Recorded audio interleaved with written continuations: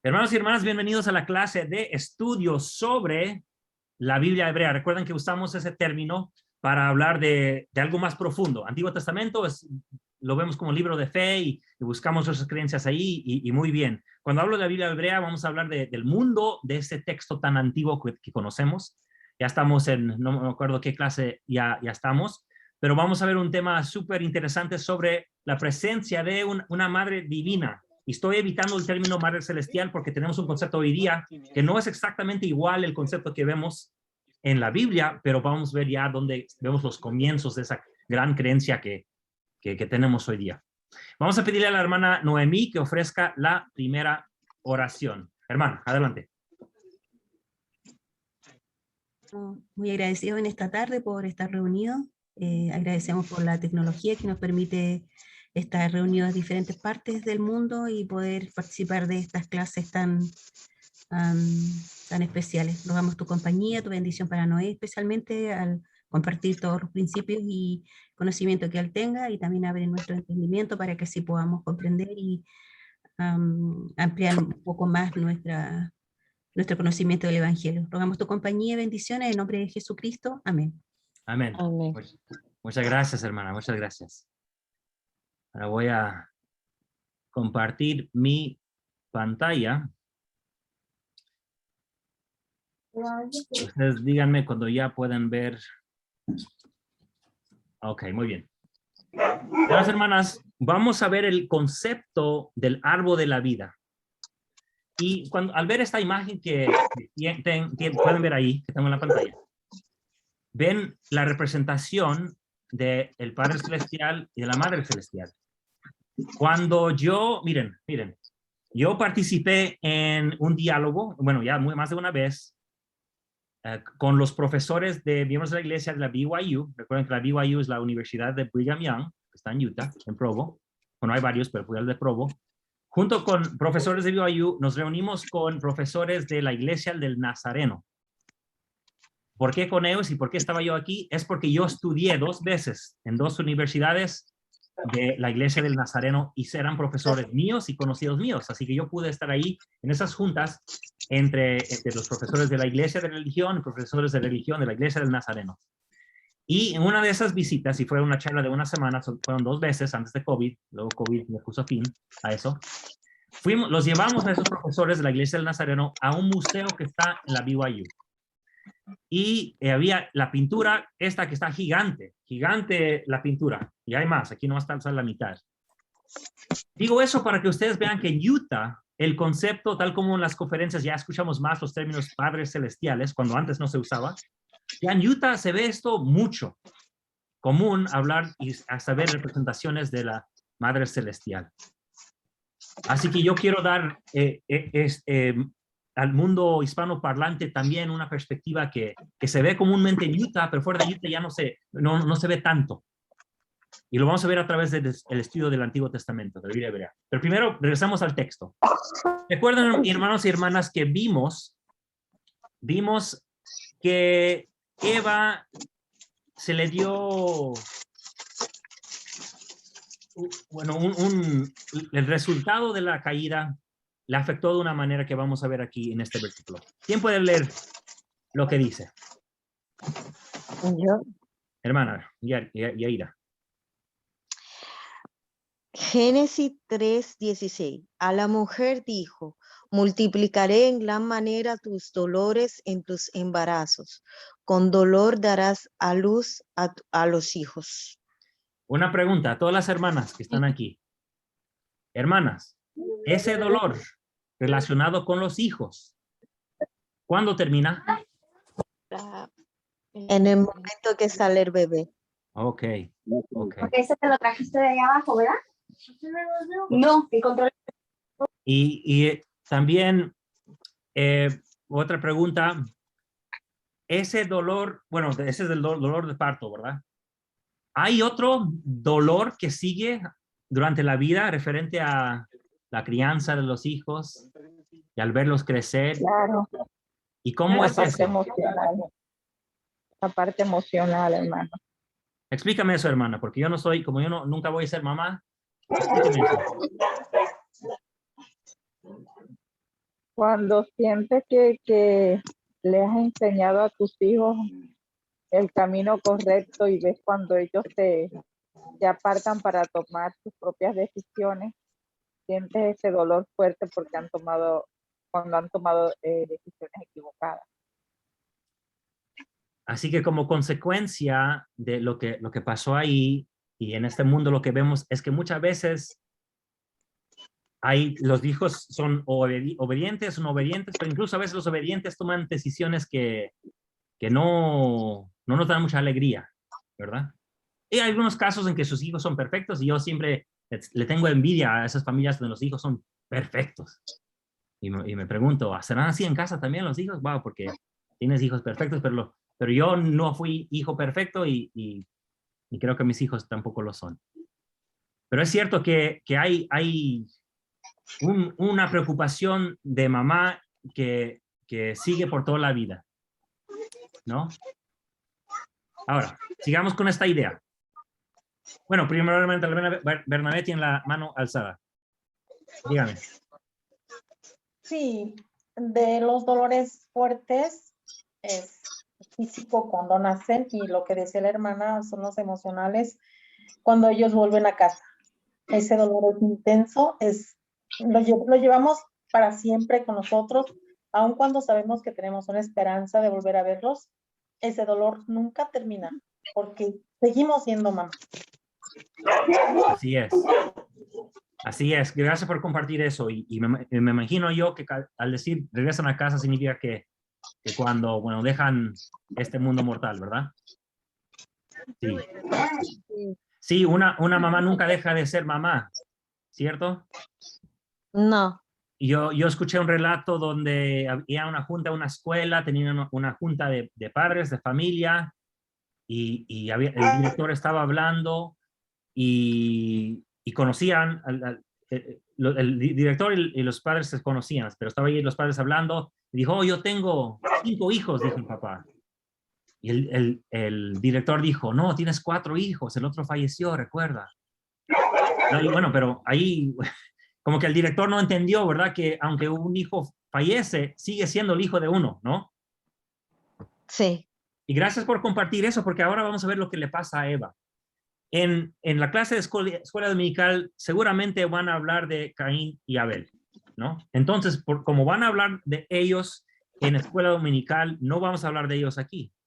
Sabemos lo que pasa entre ellos. Lo que vamos a ver en esta clase son 2 declaraciones que vemos de Eva. Y de hecho es la única que habla, bueno, además de Caín y el hijo de Caín. Pero al principio del relato del capítulo 4 de Génesis y al final tenemos declaraciones de Eva, que muchas veces pasamos así rápidamente sin darles importancia, pero ahora vamos a analizar qué podemos aprender de Eva. Necesito un voluntario que lea el versículo 1 del capítulo 4 de Génesis, que ahí está en la pantalla. Yo. Sí, hermano. Eva concibió y dio a luz a Caín y dijo, he adquirido varón por voluntad de Jehová. Con esa declaración de Eva, ¿qué aprendemos de ella? ¿Qué aprendemos de Eva al nacer su hijo? Que aceptaba ese nacimiento ¿Cómo? con agrado. Que aceptaba ese nacimiento con agrado. Con agrado. ¿Y le dio la gloria a quién? Jehová. Vemos que en todo paso, Eva siempre le agradece a Dios lo que pasa. Como esta clase es de Antiguo Testamento, no vamos a ver lo que está en el libro de Moisés, aunque podemos sacar comparaciones. ¿Se acuerdan que en un momento Eva agradece gracias a esta transgresión podemos progresar y todo en nosotros, ¿verdad? ¿Y se acuerdan cómo habla Adán? Oh, por mi decisión, por mi caída, por mí. O sea, Adán habla en singular y Eva habla en el plural. O sea, Adán como cualquier hombre pensando en él y Eva como cualquier mujer pensando en todos. Aquí vemos a una Eva con testimonio, que toda bendición que recibe, incluso su hijo, sabe agradecer a Jehová, a Dios, por su voluntad ha podido tener un hijo. pasa lo que sabemos de Caín y Abel, ¿verdad? Que fue súper triste. Un hermano contra otro. Bueno, sí. No vamos a meternos mucho en eso, pero leamos ahora lo que dice el capítulo 4, versículo 25. ¿Quién puede leer el versículo 25? Que está ahí en la pantalla. Adelante. Eva dio a luz un hijo y llamó su nombre, porque Dios dijo, ella me ha concedido otro hijo en lugar de Abel, a quien mató Caín. Perdón. Sí, dice, dio a luz un hijo y llamó su nombre Set, porque Dios, dijo ella, me ha concedido otro hijo en lugar de Abel, a quien mató Caín. De nuevo agradece a Dios, pero ¿qué está fresco en su mente todavía? La muerte de que hijo. Tu hijo anterior. La muerte de su hijo. Así que en estas dos declaraciones, hermanos, vemos las palabras de, tal como dice Adán, de Eva, madre de todos los vivientes. Ella siente dolor por sus hijos, agradece a Dios por sus hijos, pero siempre sufre con sus hijos. Tal como vimos, este dolor de parto no termina con el parto, sino que durante toda la vida las mamás sufren más por los hijos. Los padres también, ¿verdad? Pero ¿por qué será, y solamente las hermanas me pueden contestar, por qué será que para las hermanas, las mamás, ellas tienen una conexión tal vez más fuerte con los hijos? ¿Por qué será, hermanas? Bueno, Porque pues, Yo no, creo, responde, mana. ¿Cómo? yo creo que porque como madre hemos dado a luz, salió de nuestro vientre, ¿no? De nuestras entrañas. Entonces, es ese hijo que lo amamos tanto, ¿no? Que queremos protegerlo tanto que tenemos miedo de que les pase algo. Entonces estamos ahí con ese temor, orando por ellos cuando salen, cuando van a trabajar, ¿no? Que todo les vaya bien. Así es, gracias, Bueno. hermana. Hermana Ligia. Bueno, yo, En un estudio hace algún tiempo aprendí que para un hombre concebir un hijo representa la cantidad de energía que usaría para lavar un carro, mientras que para una mujer representaría correr 25 maratones. Wow. Entonces, la diferencia de anegación, de compromiso, de disposición a sufrir para dar la vida, el estar dispuesto a ir al umbral de la muerte para que ese hijo viva, sonría, coma, crezca, eso no para nunca. Y entonces uno termina amando con tal intensidad que para el padre sería imposible. O sea, para el padre del niño sería imposible llegar a amarlo tanto porque no se ha comprometido tanto con ese hijo. Sí, exacto, hermana, gracias. Hermana Yaira, desde Europa. Bueno, yo pienso todo lo que las hermanas han dicho, pero además agrego que en práctica es que la mujer se encarga más tanto de la educación, de crecerlo, aparte del vínculo que ya lo une al hijo, a la madre e hijo, es la que se encarga de estar pendiente, de hacer todas las cosas aún más allá. Sí. A tal punto de dar la vida, como dijo la hermana, de dar la vida por ese hijo. Así es. No Gracias. significa que los padres no lo den, pero es diferente. Así es. Gracias, hermana. Hermanos, les voy a pedir que apaguen sus micrófonos si no están hablando y que enciendan sus cámaras para que lo podamos entender. Hermana Bernabé. sí, pensaba que por alguna razón somos copartícipes con el Padre en traer vida a la vida.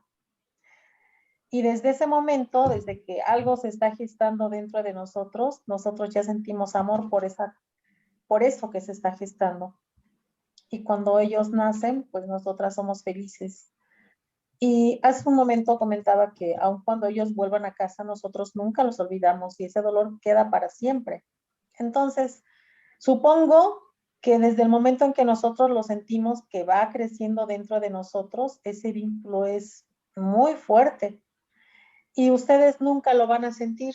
Por lo tanto, les es mucho más fácil tener a los hijos, aun cuando sean pareja, decir adiós, ya me voy. Les es mucho más fácil. Sin embargo, nosotras siempre damos la cara por ellos, trabajamos muchísimas horas para sacarlos adelante, llegamos a la casa y todavía los atendemos. Si ellos están enfermos, nosotros no nos importa desvelarnos y al otro día tener que ir a trabajar. Entonces, supongo que es justamente por eso, porque los sentimos desde el primer instante en que ellos van creciendo dentro de nosotros. Wow, gracias, hermana. Sí, una perspectiva que no tenemos los hombres. Hermano, Noemí. Para una madre, los hijos nunca van a crecer, nunca van a ser mayores, siempre van a ser nuestros bebés, ¿no? Entonces, ese es el amor que tenemos hacia ellos. Y es fuerte, es fuerte. Exacto, hermana. Exacto. Y vamos a pedir que todos usen la opción de alzar la mano para que podamos ver quién desea hablar. ¿Vale? También hay una conexión física que no hay que desmerecer, o sea, no desmerecer, sino que hay que reconocer que hay una unión física entre la mamá y el hijo, porque durante el periodo de gestación están unidos por un cordón, ¿verdad? Entonces, esa conexión es lo divino, digamos, es lo único.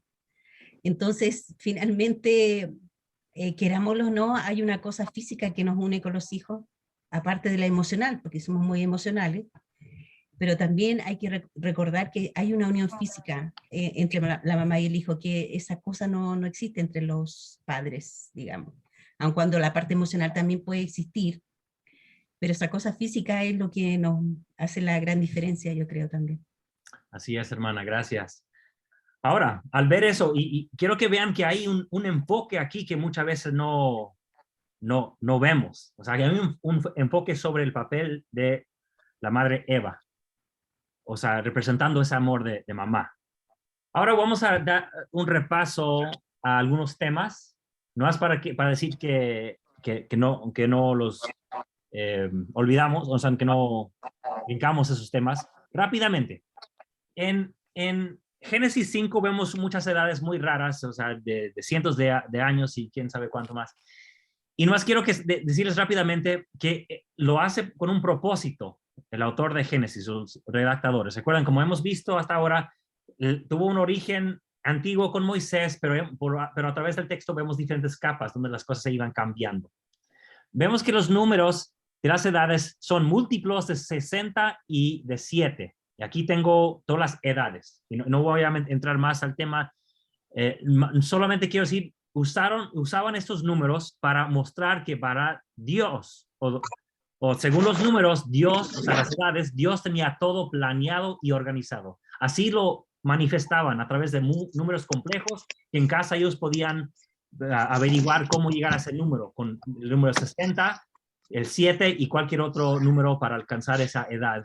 Y no solamente las edades. Sí, aquí no quise replicar toda la tabla, pero aquí está en inglés, donde cada edad mencionada en el capítulo 5, la edad de cuánto tenía el patriarca cuando le nació el primer hijo, cuántos años le faltaba para que muriera y cuántos años tenía cuando murió, todo número ahí es múltiplo de 60 o de 7 o una combinación de los dos. Repito, eso hizo el autor, el redactador, para mostrar que Dios tenía todo en control. Repito, vimos antes que la mamá representa amor, que sufre con sus hijos. Aquí Dios lo vemos como un ser que tiene todo planeado. No quiero demorar más tiempo en este concepto, pero quiero que vean por qué están ahí. Y hay otro tema aquí de capítulo 5 que podemos ver, pero lo vamos a ver en la siguiente clase, la semana que viene, porque eso nos va a ayudar a entender el diluvio también. Ahora me toca repasar unos temas que vimos la semana pasada y aquí viene la explicación, así que ténganme paciencia porque necesito explicar los temas. La semana pasada, si se acuerdan, vimos que si ponemos lo que conocemos del templo a un lado por un segundito y te ponemos el sombrero, el gorrito de los antiguos para pensar como ellos, el concepto de tener Dios, hablar con alguien más y decir que van a crear al ser humano, a los seres humanos, con la imagen de hombre y imagen de mujer, varón y hembra, significa de que había un varón Dios y una hembra Dios, ¿verdad? Eso vimos la semana pasada. Antiguamente no se podía evitar de que aquí un macho, Dios macho está hablando con un diosa hembra, ¿vale? Eso lo vimos la semana pasada ya. Otra cosa de la antigüedad, pero en Génesis 5, Génesis 5, tenemos una frase que dice, este es el libro de las generaciones, en hebreo dice Toldot de Adán. Esta frase lo vemos 10 veces en el libro de Génesis, para Esaú, Ismael incluso, para Abraham, para Jacob, bueno, 10 veces aparece, ese es el libro de generaciones o son las generaciones de tal persona. Y es la misma palabra Toldot. Algo interesante es la primera vez que sale esta frase, de hecho está al terminar la primera creación, que va del capítulo 1, versículo 1, hasta la primera mitad del versículo 4 del capítulo 2. Ahí es donde, al principio del capítulo 2 es donde tenemos el día de reposo, terminando los días de creación. Y ahí dice, estos son los orígenes, pero es la misma palabra, Toldot. Así que podemos traducirlo como, estas son las generaciones de los cielos y la tierra. Y nos quedamos rascando la cabeza, bueno, pero ¿cómo los cielos y la tierra van a tener generaciones? O sea, descendencia, hijos, igual que Adán, Abraham y Esaú.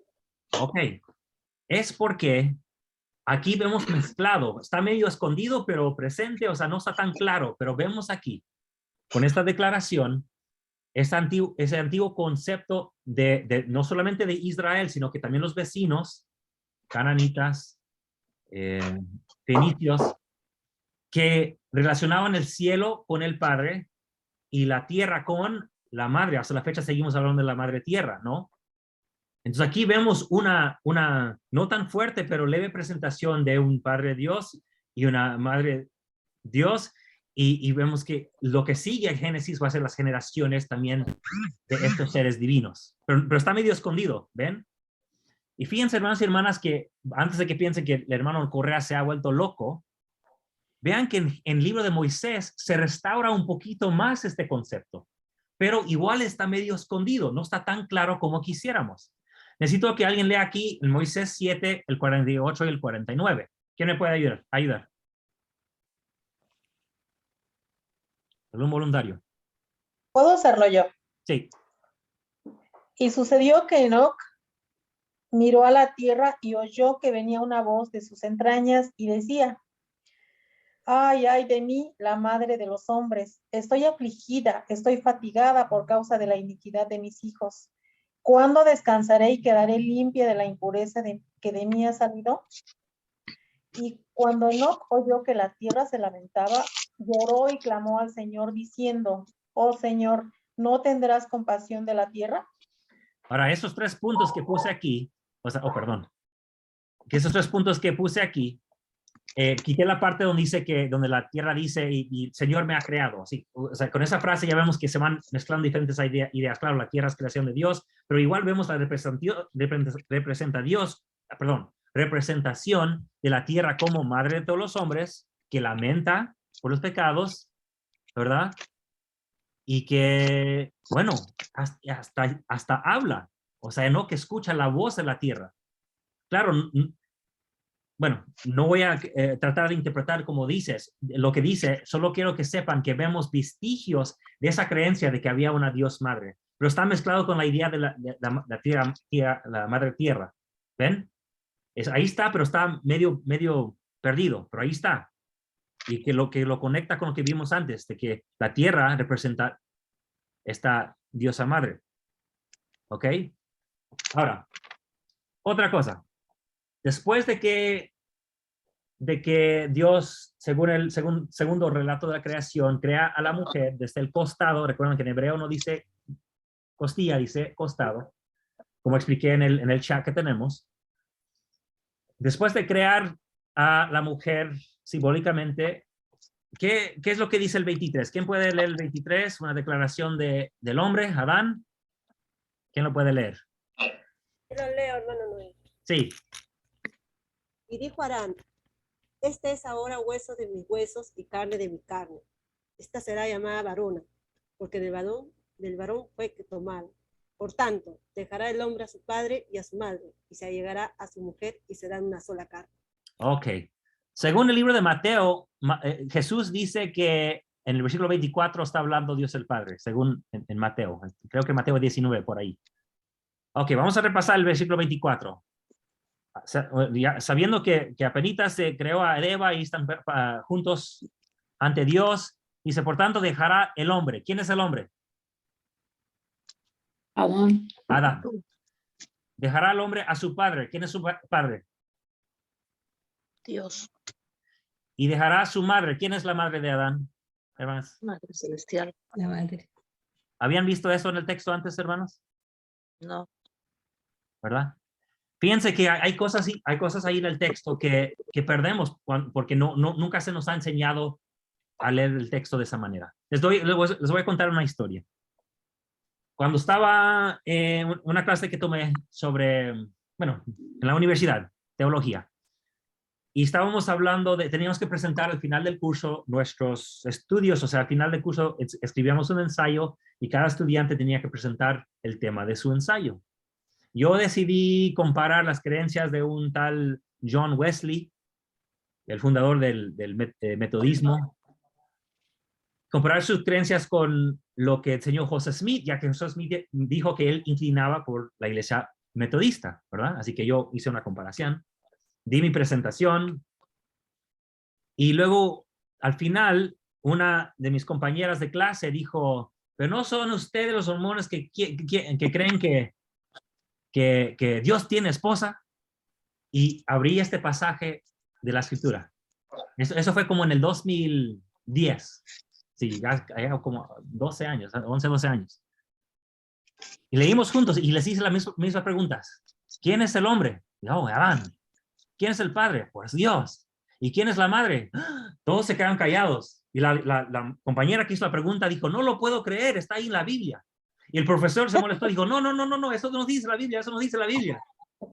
Entonces, bueno, fue medio divertido, porque nadie supo qué decir, ¿verdad? Y el profesor dijo, no, ahí nomás está justificando el matrimonio, no tiene nada que ver con si Dios tiene esposa o no, tiene que ver con justificar el matrimonio. Y dije, estoy 100% de acuerdo, dije, pero lo está relacionando con Adán, el primer hombre, ¿verdad? Sí está justificando o explicando el matrimonio, pero lo está haciendo con Adán, el primer hombre. Bueno. Ahora, como vimos la semana pasada, vimos que el templo es representado a través de la creación en Génesis 1, pero también en el jardín de Edén. Es una imagen que saqué de Google, no se ve muy bien. Ya cubrimos todo este tema la semana pasada. Pero recuerdan que el árbol, según Génesis 2, estaba los dos árboles, de hecho, estaban juntos, los dos árboles, no como dice en el templo que están separados, no, según Génesis estaban juntos los árboles en el centro del jardín. Recuerden ese punto. Y después fue representado con la menorá o candelabro. Menorá, de hecho, es una palabra muy recién. Candelabro es la palabra que sale en el Antiguo Testamento. Y así que los árboles se representaba con el candelabro. Bueno, antes de llegar ahí. Ahora me toca explicar, ya repasé lo que vimos la semana pasada. Ahora me toca explicar si lo que ha presentado el hermano Noé sobre los temas de la importancia del Dios que todo lo sabe y tiene todo planeado, la representación o idea de la mamá que se preocupa por sus hijos y siempre está presente.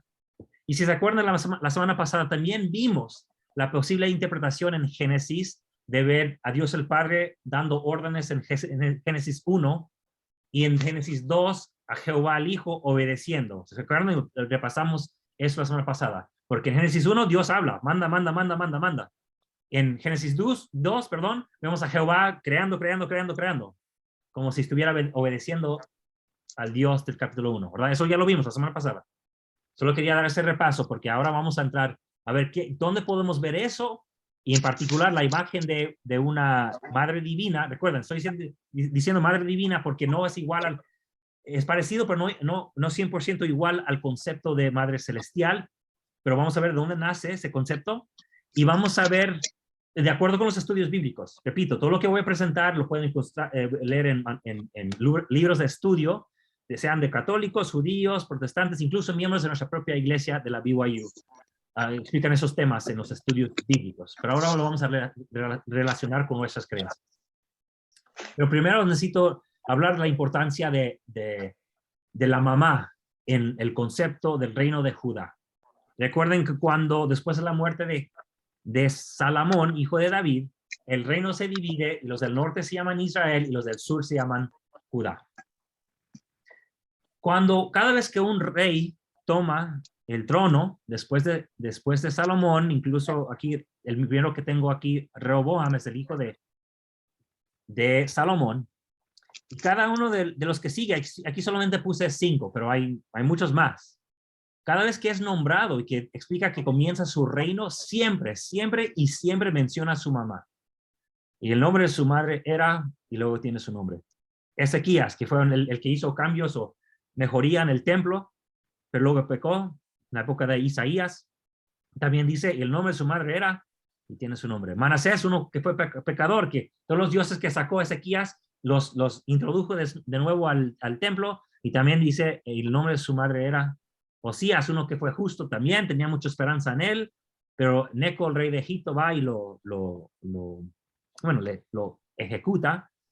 También menciona a su madre. Y Sedequías, el mismo rey que se menciona en el primer libro de Nefi, también, como todo otro rey, recuerden que solamente estoy dando 5 ejemplos, se menciona su mamá, el rey y su mamá. Tanto así que vemos un relato, hermanos y hermanas, cuando la reina, cuando el hijo muere, la mamá toma lugar, en lugar del hijo, creo que se llamaba Atalía, algo así, no lo apunté. Cuando muere el hijo, que era rey de Judá, su mamá toma lugar. Y es el único ejemplo en el reino de Judá que vemos de una reina, que es la mamá del rey que toma poder. Para que sepan la importancia que tenía. No tenía hijos todavía ese rey, así que la mamá tomó lugar.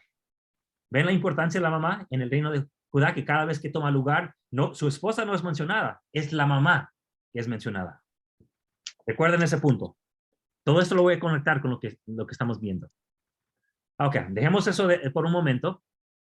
Vamos a ver otro concepto del pecado, algo que empezaron a hacer en forma de pecado según el historiador. Alguien que pueda leer el versículo 23 del capítulo 14 del primer libro de Reyes, que aquí hablando del rey Rehoboam, rey de Judá. ¿Quién lo puede leer? Yo lo puedo leer, hermano. Sí, hermana. Ok, dice Primera de Reyes 14:23. Rehoboam, rey de Judá, ellos también se edificaron lugares altos y estatuas e imágenes de acera, en todo collado alto y debajo de todo árbol frondoso. Ok, hasta ahí. Gracias, hermana. Quiero explicar aquí de qué se trata. Los lugares altos eran donde antes de un templo se hacían sacrificios.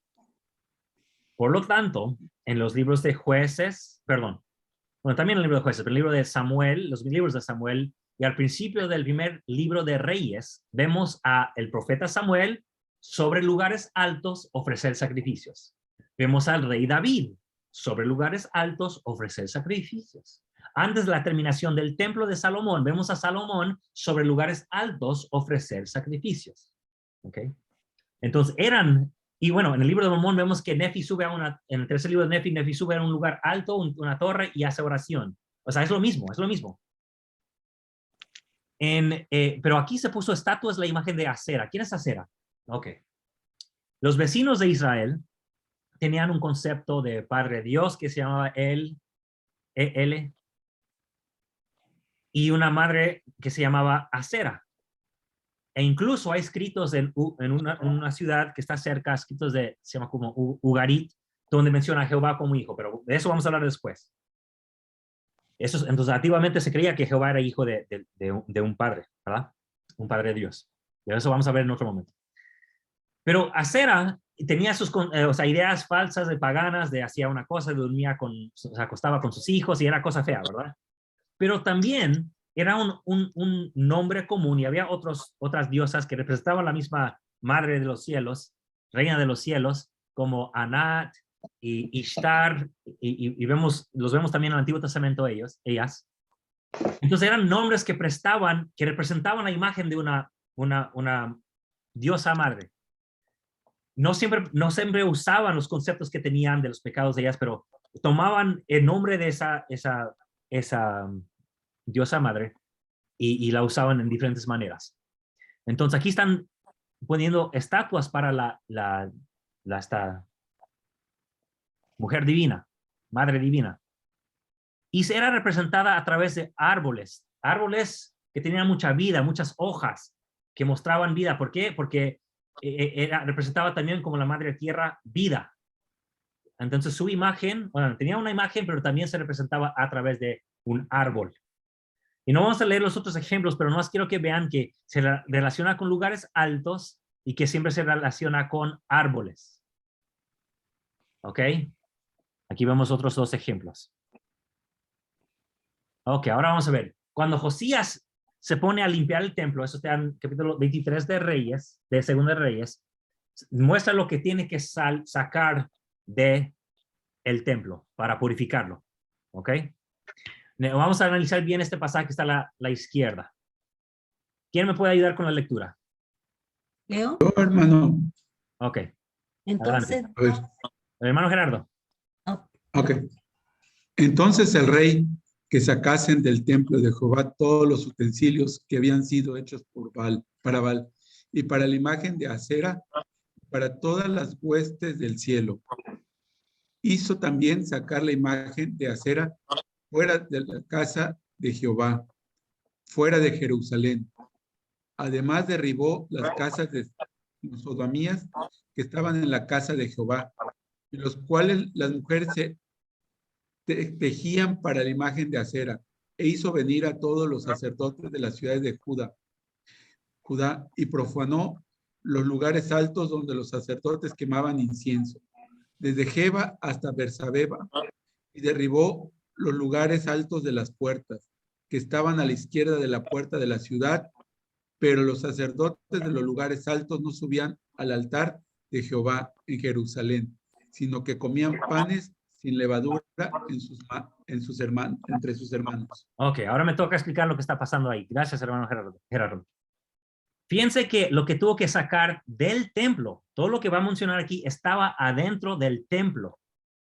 La imagen de Baal, que era un dios de tormentas, y claro, era el enemigo de Jehová, ¿verdad?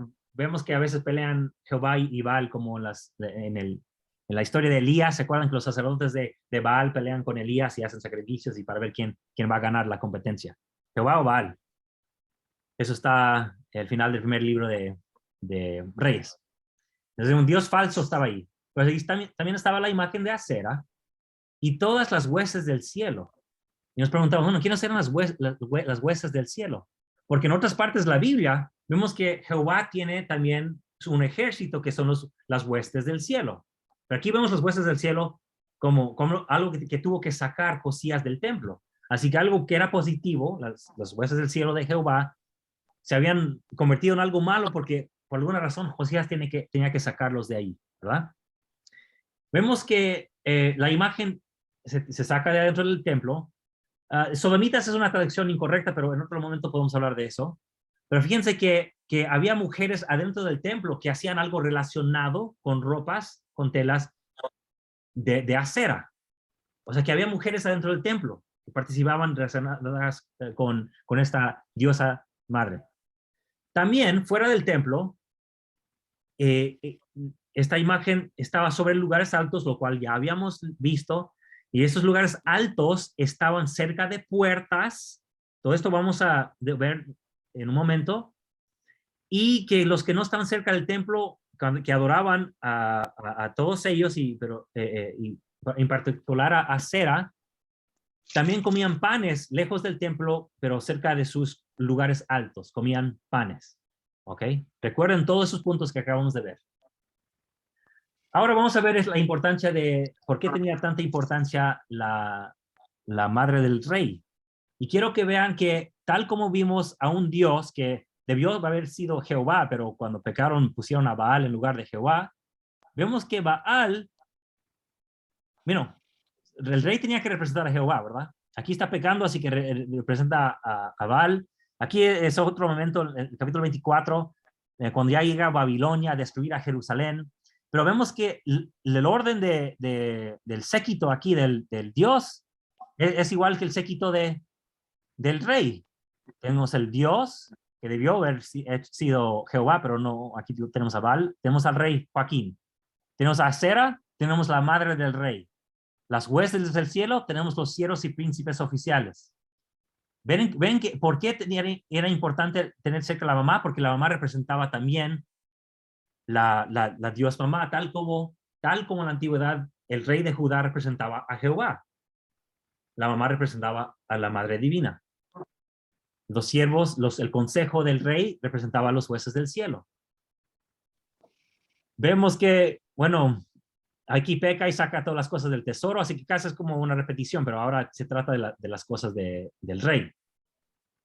Y aquí abajo vemos que se repite de nuevo, el rey, la madre del rey y los oficiales, que eran también las mujeres del rey. ¿Ok?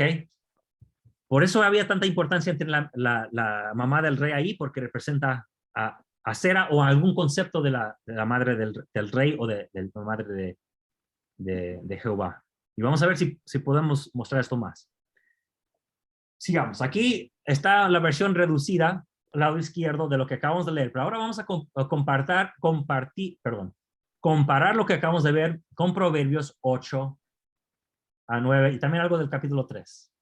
Necesito que alguien me ayude con la lectura, pero vamos a detenernos para ver punto por punto. ¿Quién me puede ayudar con la lectura? Bueno, y antes de empezar, quiero decir que aquí está es una alabanza a la sabiduría, que la sabiduría es buena para el hombre, para ser obediente y todo eso, ¿verdad? Pero vamos a ver cómo se describe la sabiduría en este pasaje. ¿Quién puede leer? Yo puedo hacerlo. Adelante.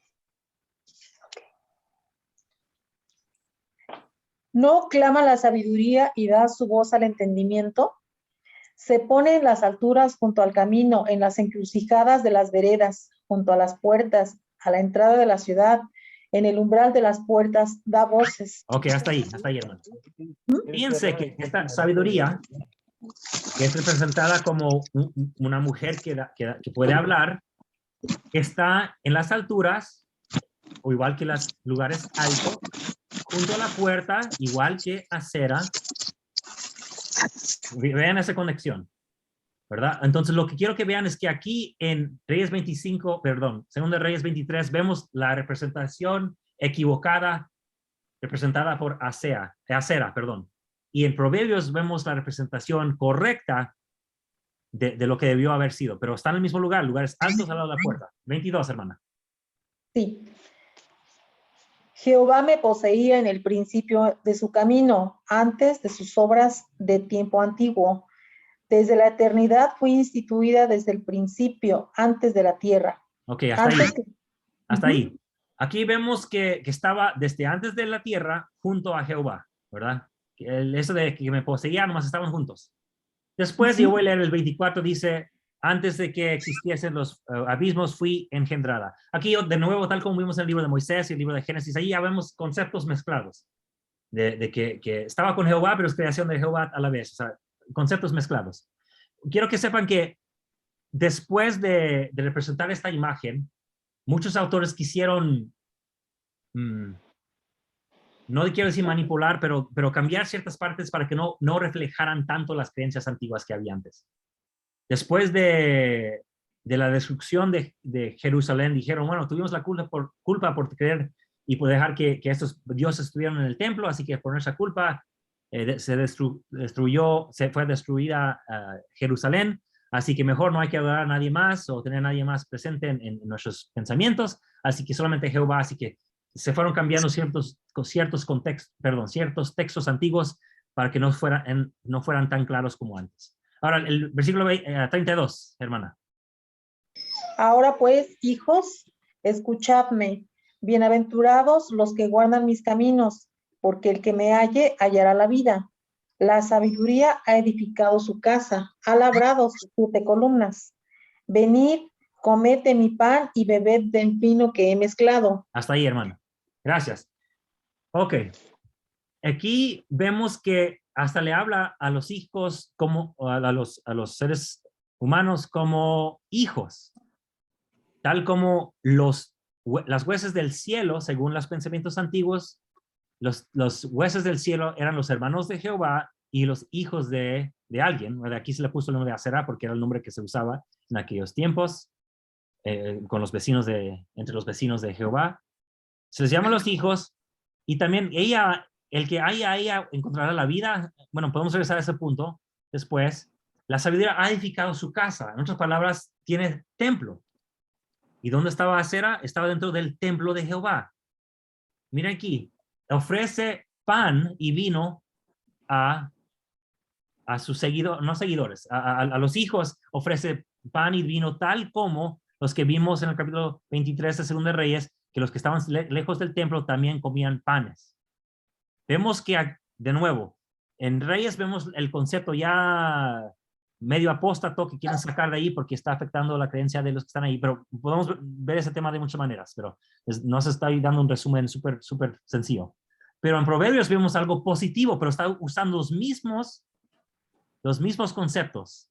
Alturas, o lugares altos, al lado de la puerta, tiene su antigüedad, este personaje, desde antes de la creación, tiene su templo, está dentro del templo, da vida de alguna manera y da pan. Lo mismo vemos en ambos lados. Ahora, aquí está la bomba que va a cambiar todo. En el versículo 18 del capítulo 3 de Proverbios, ¿qué dice? ¿Quién, hermana, una vez más? ¿O quién lo estaba leyendo? Ya no me acuerdo. ¿Quién estaba leyendo? ¿Leo? Sí. Ella es árbol de vida a los que de ella echan mano, y bienaventurados son los que la retienen. Jehová con sabiduría fundó la tierra, estableció los cielos con entendimiento. Miren, ¿qué es sabiduría según el versículo 18, hermanos? El árbol de la vida es la madre. Árbol de la vida, hermanos y hermanas. Entonces, Asera era representada por un árbol que se encontraba dentro del templo. La sabiduría también es árbol de vida que estaba en el jardín de Edén, que también se representa en el templo a través del candelabro, menora. Pero algo más, hermanos y hermanas, el verbo que está aquí como bienaventurado, aquí lo tengo, aquí no se puede ver mi ratoncito ahí, bienaventurados en el versículo 25, y luego acá abajo, bienaventurados en el versículo 18. Asera, el nombre de la diosa, vamos aquí a la izquierda, la raíz son esas primeras 3 letras, las 3 primeras letras, y luego hay otra al final, pero para designar que es femenino. Esas 3 letras, Asera, son las mismas letras que están detrás de la palabra bienaventurados. Así que el autor de este pasaje quiere conectar esta idea con Asera, pero no quiere usar el nombre. ¿Se dan cuenta? Pero igual está conectado con la creencia de esta madre Dios. Pero no quiere usar su nombre, pero pone bienaventurados, y lo dice muchas veces en estos textos, y la raíz es igual que la raíz de Asera. ¿Ven? Ahora, antes de que empiecen a lanzar piedras, decir, hermano, ya se ha vuelto loco, ¿cómo está esto? ¿Quién te ha convencido de este error? Antes de que comiencen a decir todo eso, hermanos y hermanas, quiero que sepan que esto lo estoy explicando en la Biblia a ustedes para que estén enterados. Pero como dije al principio de que, bueno, aquí está la Madre Celestial representada por árbol de vida. Antes no. Quiero que sepan que, y de nuevo, en Utah, tal como mostré que hay imágenes, mira, esta imagen es creada por miembros de la iglesia también. Ustedes van a una tienda de libros de la iglesia, Deseret Book se llama, en Utah. Ustedes entran a la tienda y van a ver imágenes como esta ahí en la tienda de libros de la iglesia. Estoy seguro que en Latinoamérica no ha llegado a ese punto, pero en Utah ya está así, ¿vale? Pero estos conceptos que acabo de compartir se ven en otros aspectos de la restauración, hermanos y hermanas, cosa que se platica y se comparte en Utah entre los hermanos que hablan inglés. Aquí hay otra representación hecho por miembros de la iglesia. Es el árbol de la vida del sueño de ley. ¿Y qué forma tiene el árbol, hermanos y hermanas? Mujer. Entonces, los hermanos de inglés, este concepto ya es conocido. Ellos lo platican en su escuela dominical. No ha llegado a Latinoamérica, estoy seguro, pero esto es cosa común. Esas representaciones hay muchas. ¿Ok? Y vamos a leer lo que pasa con Nefi. ¿Quién me puede ayudar con la lectura de 1 de Nefi 11? Un voluntario. ¿Leo? Sí, hermana. Y aconteció que me dijo el Espíritu, mira, y miré y vi un árbol, y era semejante al que mi padre había visto, y su belleza era muy superior, sí, sobrepujaba a toda otra belleza, y su blancura excedía a la blancura de la nieve misma. Siga, hermana. Y vi a una virgen, y era sumamente hermosa y blanca. Y me dijo Nefi, ¿qué es lo que ves? Y le contesté, una virgen, más hermosa y pura que toda otra virgen. Y me dijo, ¿comprende la condescendencia de Dios? Y le respondí, sé que ama a sus hijos, sin embargo, no sé el significado de todas las cosas. Y me dijo, he aquí, la virgen que tú ves es la madre del Hijo de Dios, según la carne. Ahora, nosotros comprendemos, bueno, ok, el árbol de la vida representa el amor de Dios, entonces vemos a la Virgen María, y ok, el amor de Dios es tener el Hijo aquí con nosotros, y muy bien. Pero igual queda la duda, ¿qué tiene que ver el árbol con con la Virgen María que representa a la madre del Hijo de Dios? Ahora, conociendo que el árbol de vida representaba esta madre divina, es más fácil comprender por qué se usó eso para relacionarlo con la madre mortal del Hijo de Dios, ¿no? Pero no solamente eso. Si ven aquí en el 18, yo taché las palabras del Hijo. ¿Por qué? Porque en la primera versión que tengo aquí en inglés, ahí está una fotocopia de la primera versión, 1830, del Libro de Mormón, antes se leía, ahí dice, and he said unto me, y me dijo, behold, he aquí, la virgen que tú ves, the virgin which thou seest, es the mother of God, la madre de Dios, según la carne. Por decir madre de Dios en la primera versión del Libro de Mormón, algunos hermanos se confundieron. Empezaron a decir, bueno, pero suena muy católico eso. ¿Cómo que la madre de Dios? Entonces, en la siguiente versión, creo que fue 1837, José Smith hizo el cambio para que fuera más fácil de comprender. Pero sabemos que Jehová es Dios, así que madre de Jehová Dios, o sea, no madre de Dios el Padre, sino madre de Jehová Dios. Pero fíjense que en la primera versión, la que recibió por inspiración José Smith, no decía madre del Hijo de Dios, sino que madre de Dios. Y si regresamos a lo que vimos acá, el rey siempre era acompañado por su madre. Aserá era, bueno, después se consideraba esposa de Baal, pero al principio Aserá era la madre de Baal.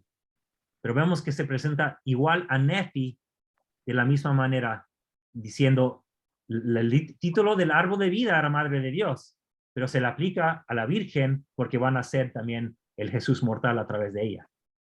Y esto está, miren, aquí hay más obras de arte de miembros de la iglesia. Con la Virgen representada aquí por el árbol de vida. También vemos una aquí de la Virgen cerca de un arbolito que se va creciendo y la Madre Celestial detrás. Esos son obras de arte de miembros de la iglesia. Repito, esto se ve en Utah por todas partes. Y aquí a la izquierda hay un artículo buenísimo escrito por un erudito, acaba de jubilarse el verano pasado, de la BYU. Menciono mucho BYU porque es la Universidad de Brigham Young, o sea, es la universidad de la iglesia. Aquí puse el enlace de ese artículo que está en inglés. Si ustedes pueden, yo les voy a pasar el PDF, los que están en el grupo de la clase, ustedes pueden entrar en ese enlace, descargar el PDF, subirlo a una de esas páginas que convierte el inglés al español, y ustedes lo pueden leer para que vean qué dijo un erudito de la iglesia conectando Nefi, la visión de Nefi, con esta imagen de Aserá, que fue el árbol de vida que vio. ¿Ok? Para que vean que esto no es invento mío. Oh, antes de entrar ahí. Y eso, ahí no termina, ahí no termina. Y Israel, vi tu mano, pero quiero terminar la presentación. ¿Dónde pasó la primera visión, hermanos y hermanas? Hermano Gerardo, veo que muevo los labios, pero no escucho. ¿Dónde pasó la primera visión, hermanos y hermanas? En una arboleda, hermano. En una arboleda. ¿Quién fue la primera persona con la que habló después de la primera visión? Según la historia de José Smith. ¿Se acuerdan? Fue con su mamá. Con su mamá. ¿Recuerdan que va a la arboleda, ve la visión el padre del hijo, regresa a casa y está todo cansado y su mamá le pregunta, ¿qué te pasa, hijo mío? Y dice él, ahora sé que no, la verdad no está aquí ni allá, sino que está en otro lugar. ¿Se acuerdan? Exacto. Entonces, incluso en la historia de José Smith, vemos ahí, perdido, no tan perdido, el concepto de que árboles y mamá. Ahora ya abierto a las preguntas. Hermana Margarita y luego Israel, yo vi que había levantado la mano también. Hermana Margarita. No sé si me escucha, hermano. Sí, la escucho. No, solamente cuando usted preguntó que dónde fue la primera visión, es lo que yo iba a contestar en la arboleda. Muy bien. Cuando hago preguntas así, pueden abrir los micrófonos y contestar así. Es cuando hay fila de preguntas, cuando voy a pedir que levanten la mano ahí, pero cuando yo hago una pregunta y quiero que contesten, pueden entrar así nomás. Gracias, hermano. Así es. Ok. Así es. Israel, ¿sigues ahí? Sí, sigo ahí. Disculpen la mala conexión porque voy en la ruta. Sí. A la arboleda. Claro. No. Bueno, claramente has explicado que el hijo, Jehová hijo, reina con su madre, ¿verdad? Y el padre le da la autoridad.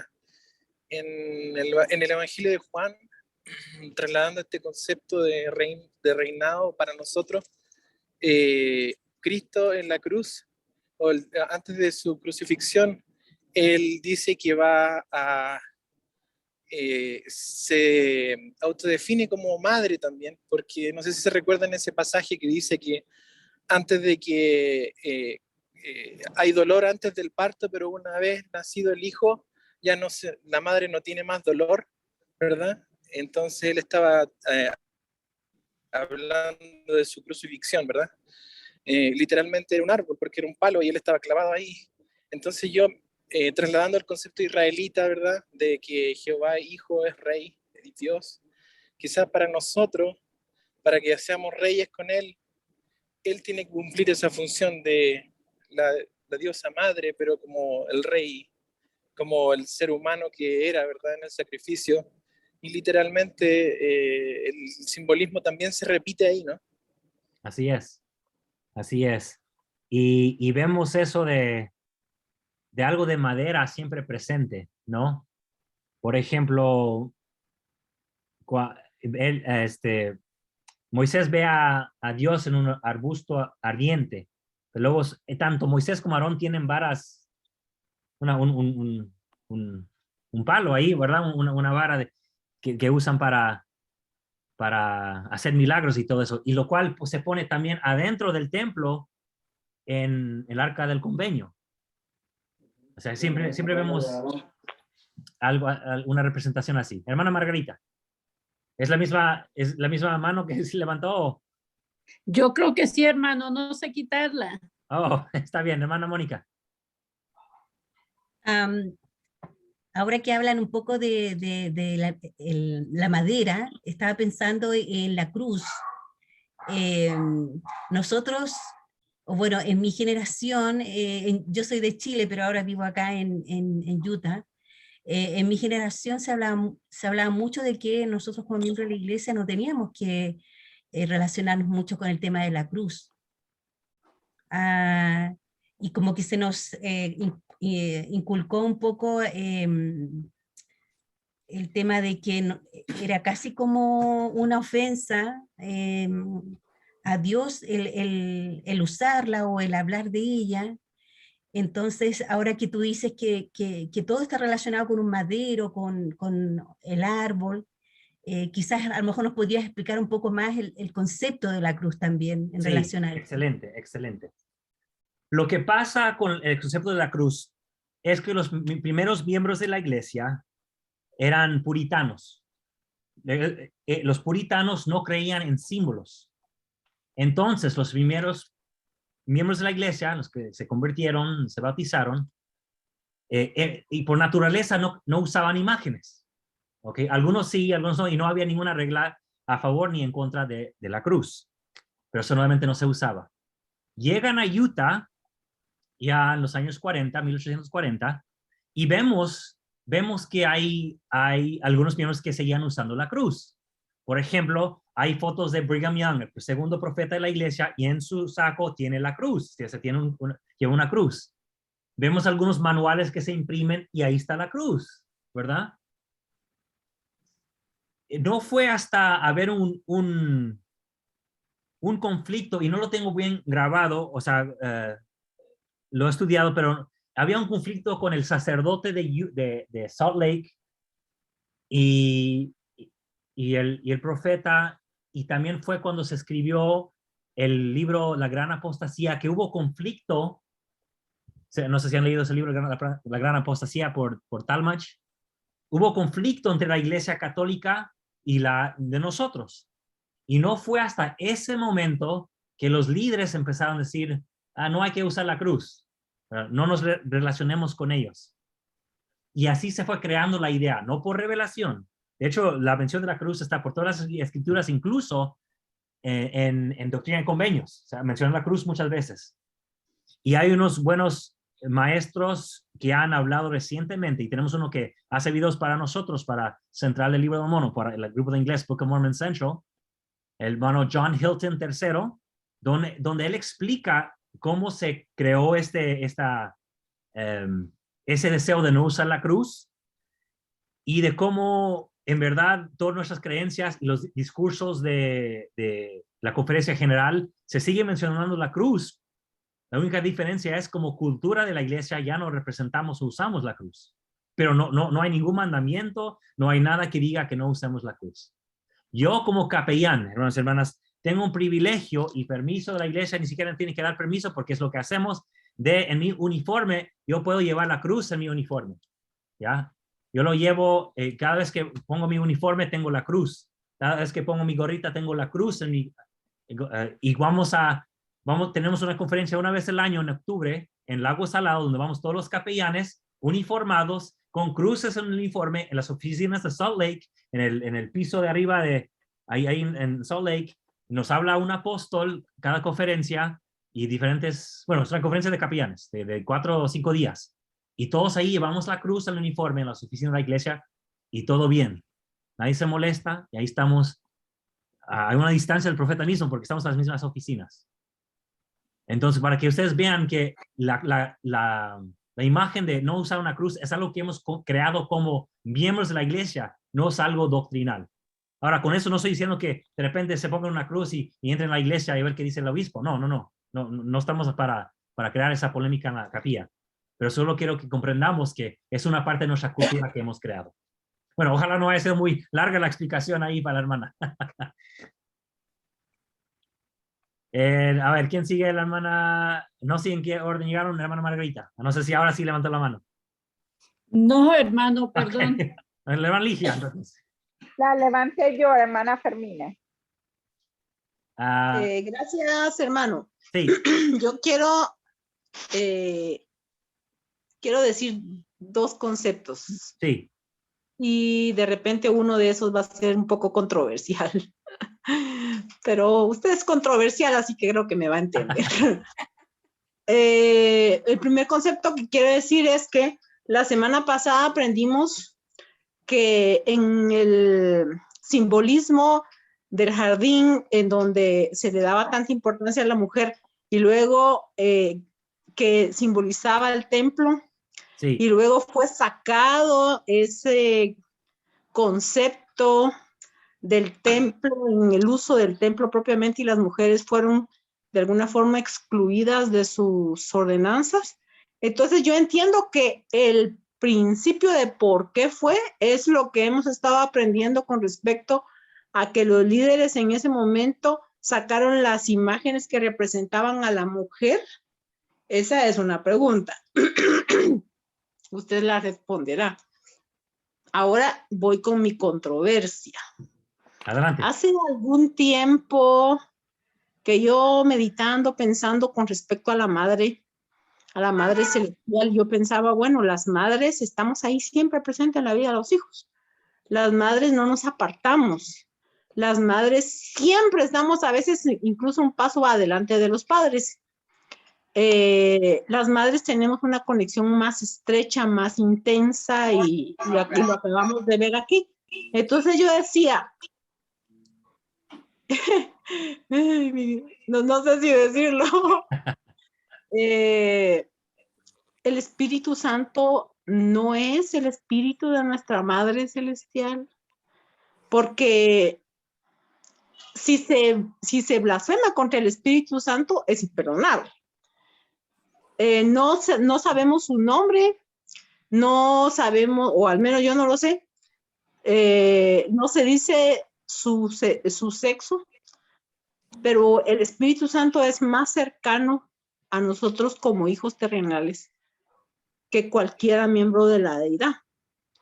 Testifica, nos consuela, nos anima, puede dar testimonio tan claro de quién es el Hijo y nos acerca a nuestro Padre Celestial. Y entonces yo pensaba, bueno, pareciera como una madre, ¿verdad? Ese era mi concepto. Ok. La primera pregunta, si puede ser relacionado con sacar a las mujeres en esa época de por qué, bueno, las mujeres no tienen tantos cargos hoy día de liderazgo. La verdad, lo he pensado también, pero no lo sabemos. Pero es interesante, ¿no? De que había mujeres que tejían para acera en el templo. O sea, tenían lugar ahí mismo en el templo y fueron sacadas. Entonces, si eran ahí, si tenían en algún momento un papel correcto que luego se volvió corrupto y se tuvo que sacar, es posible. Es posible de que nunca debieron haber estado ahí y se metieron y por eso sacó Osías, también es posible. No sabemos. Pero lo que sabemos es que antiguamente, incluso en el capítulo 38 de Éxodo, se mencionan las mujeres que estaban afuera de las puertas del tabernáculo. En Reyes estaban adentro del templo, ¿verdad? Entonces, de que había mujeres ahí, sí habían. Y puede ser relacionado con querer alejarnos de esa posibilidad de luego ir por el mal camino. Puede ser, puede ser. La segunda pregunta, claro, tengo que contestar como contesta la iglesia, y hasta el momento hemos representado al espíritu como hombre, como varón, ¿verdad?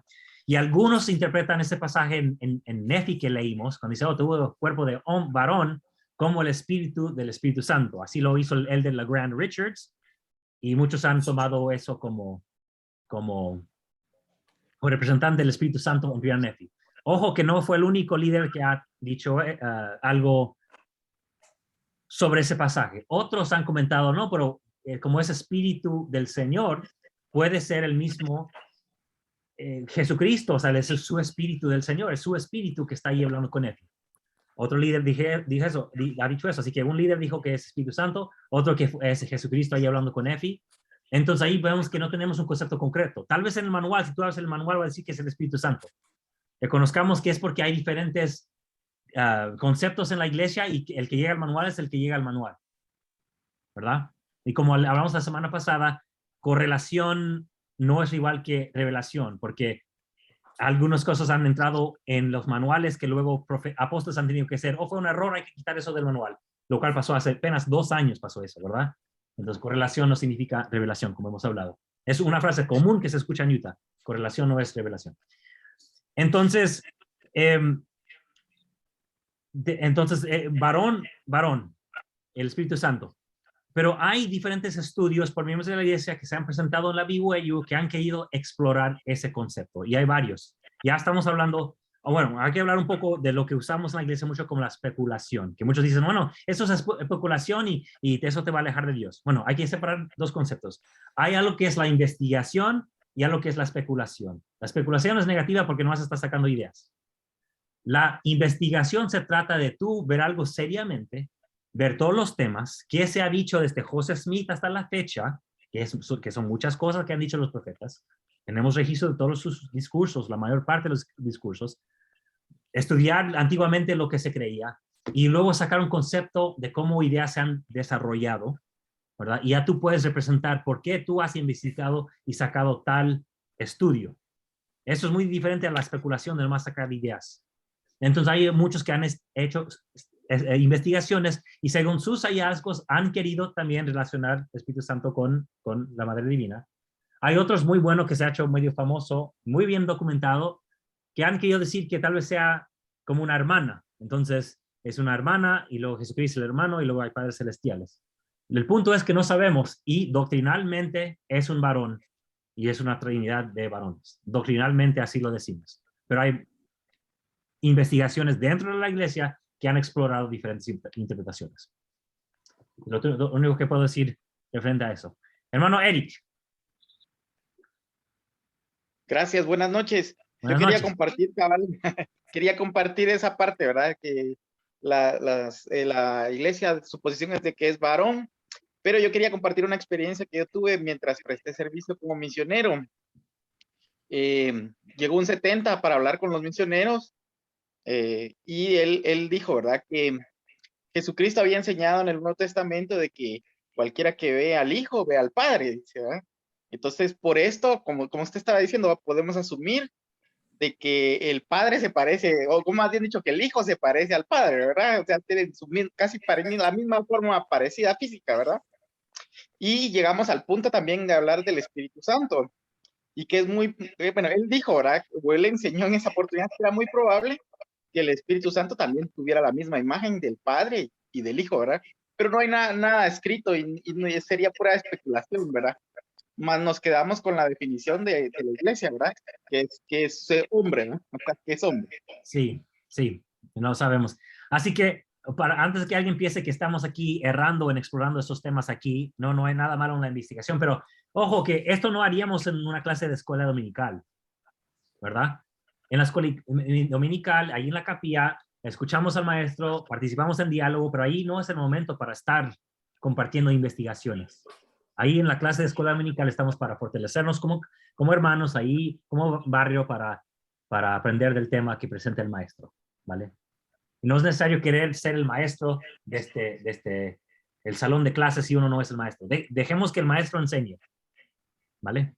Respetemos al maestro. No sé si es la hermana Sandra o Raúl que quiere hablar. Sí, yo quería comentar algo, hermano Noé. Ya ha mencionado usted en un par de ocasiones o más que una cosa es la revelación y otra cosa es coordinación, correlación. ¿Quiénes son los de la correlación, hermano Noé? Son miembros de la iglesia escogidos por la primera presidencia, son personas que trabajan como editores. ¿Quiénes son ellos? Porque parece que siempre que hablamos de temas de manuales que se publican para que se nos enseñe la doctrina en la iglesia, ellos son los que toman la última palabra de qué material nos van a mandar.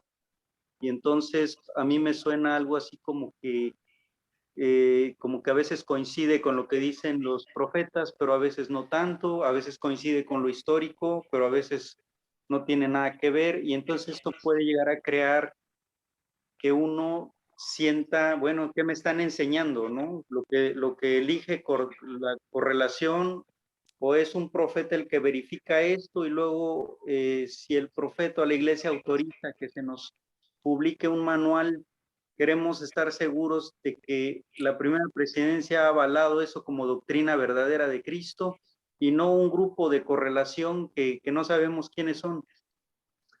Ok, tengo que tener mucho cuidado en responder esa pregunta, hermano. Tengo mucho cuidado porque quiero asegurarme de que no estoy diciendo algo que se interprete que estoy diciendo algo que no estoy diciendo. No, solo voy a decir que recordemos que como hijos de Dios, mortales, seguimos siendo imperfectos. Y todos podemos equivocarnos en algo. Los comités los tenemos para evitar eso, pero a veces incluso en los comités podemos fallar en algo, olvidarnos de un tema o no ser tan cuidadosos en las decisiones que tomamos. A todo nivel en la iglesia. Entonces, yo digo que no hay que perder la confianza. Como iglesia recibimos la guía de Dios y eso no significa de que no vamos a veces a tener que corregir, enderezar el camino un poco de vez en cuando. Hemos tenido que hacer eso como iglesia en varias ocasiones, lo cual hemos ya hablado en otros temas. La bendición es que nosotros podemos seguir adaptándonos porque Cristo está cerca y nos sigue guiando. Y al final de cuentas, reconocemos los errores que hemos cometido y podemos seguir adelante. Entonces, es lo único que voy a decir, no voy a meterme más en los detalles en eso, hermano.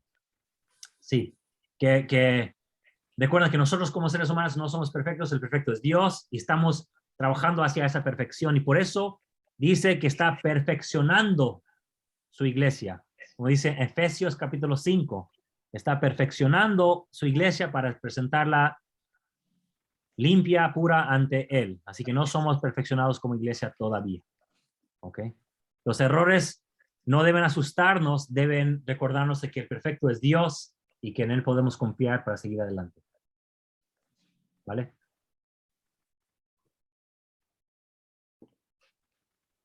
Ok. Muy bien, hermanos. No sé si hay otra mano levantada. Veo que Margarita sigue con la mano levantada. Sí, perdón. Ok. Entonces, no sé si hay alguna otra pregunta, otro tema. No, ¿creen que van a poder usar esta información en su estudio del Antiguo Testamento? Bueno, un comentario que vimos. Hermano, ¿quería decir algo? ¿No? Israel había levantado la mano. Ah, vale, Israel. Solo un comentario, Noé, que es como para que nos enteremos nosotros, porque en los estudios bíblicos este tema es muy grande, el de acera, ¿verdad? Pero, por ejemplo, en la reforma que tú hacías referencia de cuando se sacan la deidad del templo, eso quizás fue por poquito tiempo, porque después en Jeremías volvemos a ver que el pueblo adora a la reina del cielo. Y de hecho, le cuesta a Jeremías que adoren a Jehová, ¿verdad? Mira. Entonces, esta deidad, la diosa madre, digamos, es tan importante y tan grande en el Israel antiguo. Como tú bien dijiste, la trataron con las subsecuentes ediciones del texto bíblico, la han tratado de sacar del mapa, digamos, ¿cierto? Pero si uno ve bien estas referencias que tú has dado, y hay cientos más de ejemplos, uno puede ver la importancia de la diosa madre. Y no es de extrañar entonces que en nuestra religión, que restaure las cosas de a poquito, ¿verdad? También este concepto se esté restaurando con nuestra iglesia. Y también hay otros movimientos religiosos que le dan realce a la diosa madre en su entendimiento, ¿verdad? Por ejemplo, no sé, el catolicismo refleja todos esos atributos de la diosa madre en la persona de María, como lo reflejó igual Nefi u otras fe más modernas que también han hecho, como decía la hermana en su comentario, del Espíritu Santo, un personaje más femenino, por lo cual yo no estoy diciendo que sea así, pero han explorado esta divinidad y pienso que es importante tener en cuenta que en el Israel antiguo no era monoteísta. El Israel antiguo tenía varias divinidades, y una de esas, la diosa madre. Y que mi comentario va a que es más extenso, o sea, uno puede decir, ya sacaron la imagen de Acera del templo y se acabó, y no fue así, ¿verdad? Después de decenas de años, ellos seguían adorando a la divinidad materna, digamos. Tanto que es así que hasta el tiempo de Jeremías, el tiempo de Ley, todavía estaba la adoración vigente. Sí, así es. Recordemos que Osías estaba en el siglo 7, sus cambios más o menos en el año 623. 623, eso significa que estaba vivo Ley. Tal vez no Nefi todavía, no, quién sabe. Jerusalén fue destruido en el año 587. Dice el libro de Mormón que salieron en el año 600, pero ahora no entendemos cómo estaban calculando sus fechas. Entonces ahí nació después Nefi, así que él vivió en esa cultura y para él Dios tuvo que usarle el árbol de la vida para que él captara qué mensaje le estaba dando Dios. Fíjense que para Nefi se creció. ¿Cómo? Y es una evidencia del libro de Mormón, porque ese concepto fue borrado de la Biblia. Entonces uno llega a las primeras páginas del libro de Mormón y dice, ¿y por qué le está hablando de María? ¿Y por qué le llama la atención y lo relaciona con el árbol? Entonces ahí vemos que Nefi sí tenía el concepto de la adoración a la diosa madre, ¿verdad? Así es. Entonces, fue algo que hasta incluso Dios usó con Nefi para que Nefi comprendiera porque era parte de su mundo.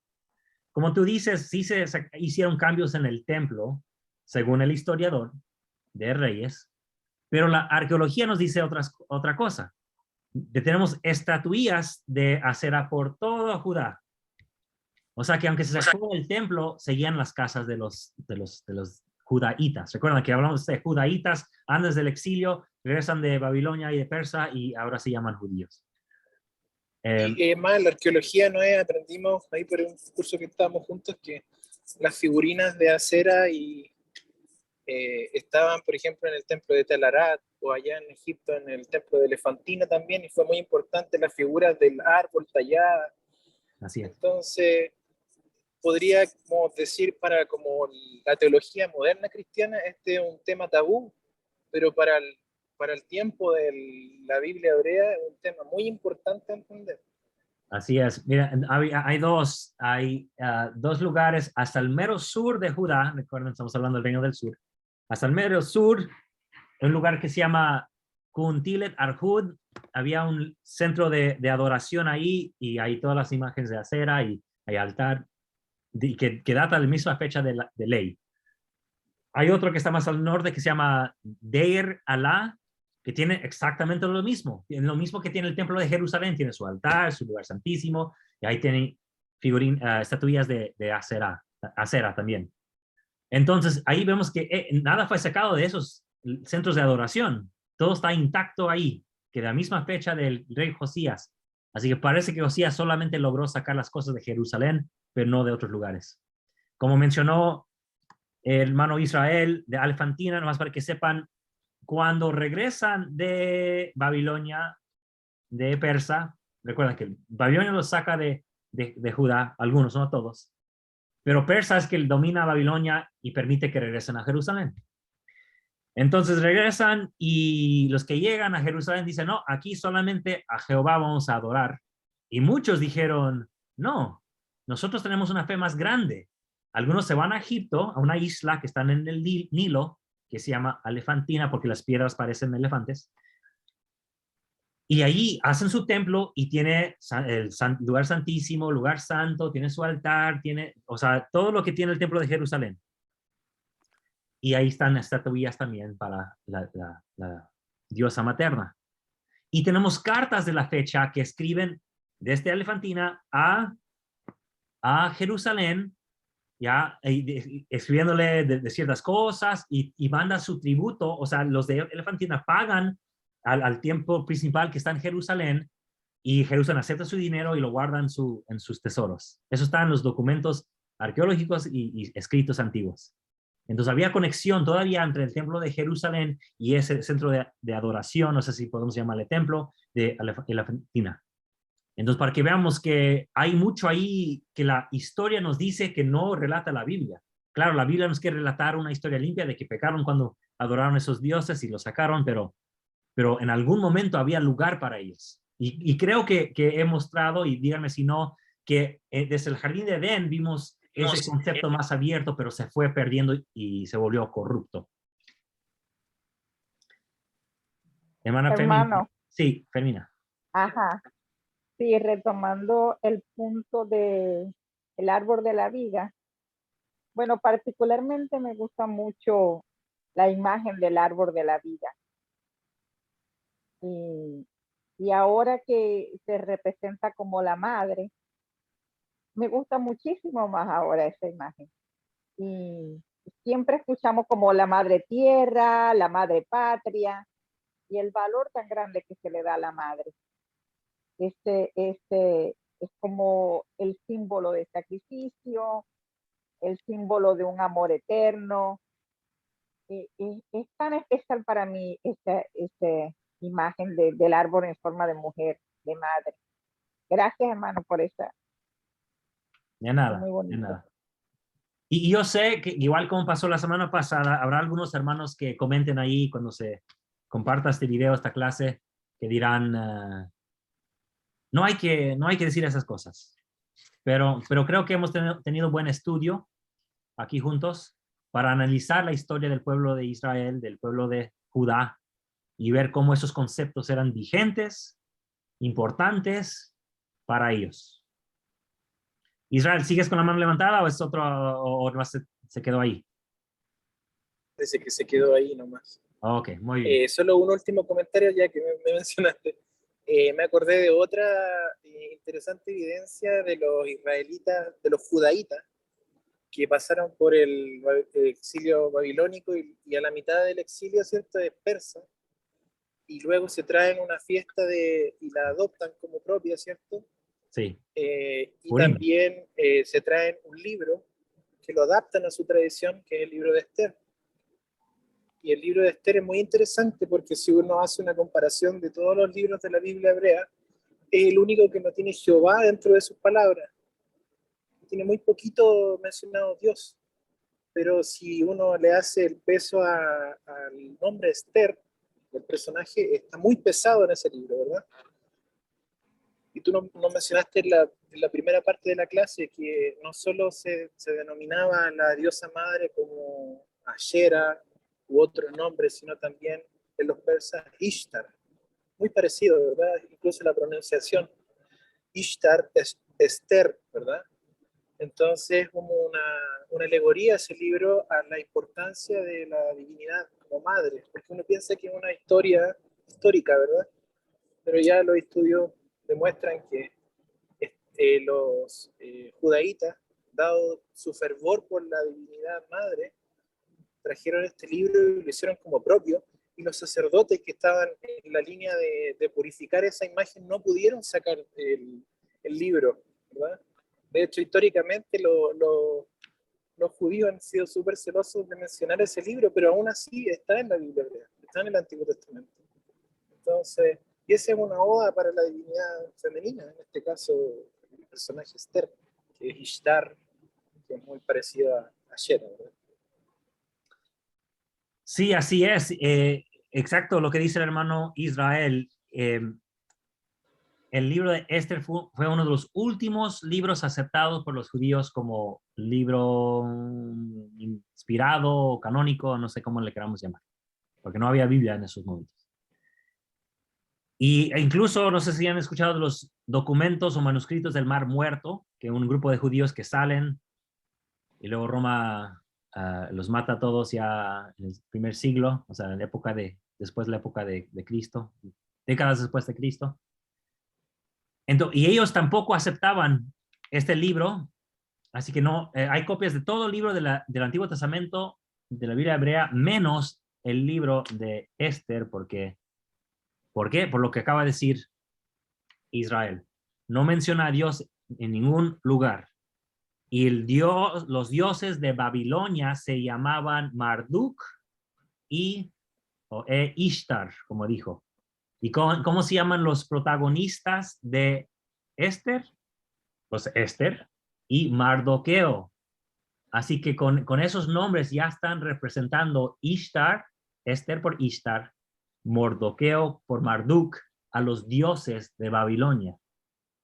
Entonces, en lugar de verlo como, bueno, podemos verlo como hacen los eruditos y dicen, bueno, aquí vemos que adoraban a esos dioses y por eso no los ataban la vida. Y puede ser que así fue. Pero como dice Israel, también es posible ver que lo que estaban haciendo y estaban adaptando, bueno, no estaban usando el nombre de Jehová, entonces lo aplicaron al dios que era el principal, que era Marduk, pero no podían deshacerse del concepto de la madre divina. Entonces toman a Ishtar, le ponen como Esther y luego ponen los nombres de esos dioses ahí en su relato. Entonces están mezclando sus creencias con las que estaban presentes. Es otra forma de ver el libro. Bueno, gracias hermanos y hermanas. Y bueno, tenemos tiempo para unas preguntas más. No sé si las hay o comentarios, o si no podemos darle fin a la clase. ¿Qué les parece, hermanos y hermanas?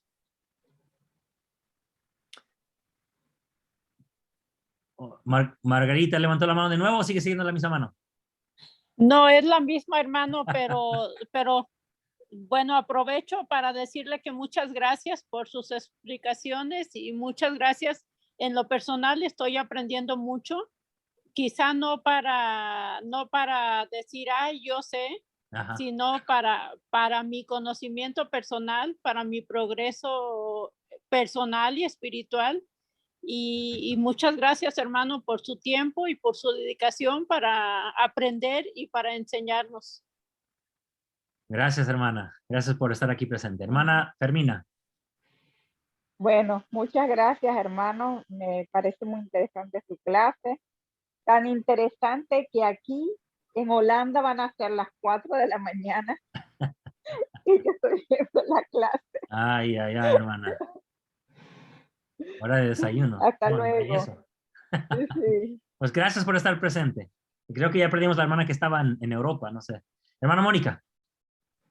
Solo quería leer algunos comentarios que escribieron en el chat. Sí. Saluda a la hermana Celia Condori de Perú. También Ivonne de Chiclayo. Saludos para todos.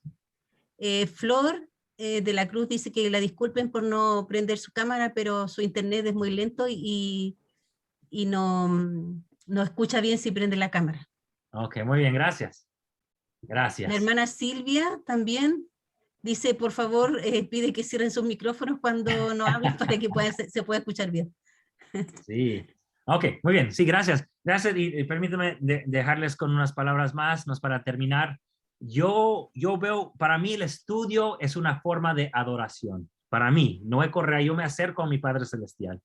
Cuando yo aprendo más de su pueblo, de cómo ellos tuvieron que lidiar con diferentes conceptos, ideas, teorías, incluso tanto en la antigüedad como en los principios de nuestra iglesia, en la restauración, donde Dios ha tenido que tener paciencia con nosotros, al tener que comprender ciertas verdades, al tal vez no comprender muy bien algunas cosas y hemos tenido que modificarlas a través de los años.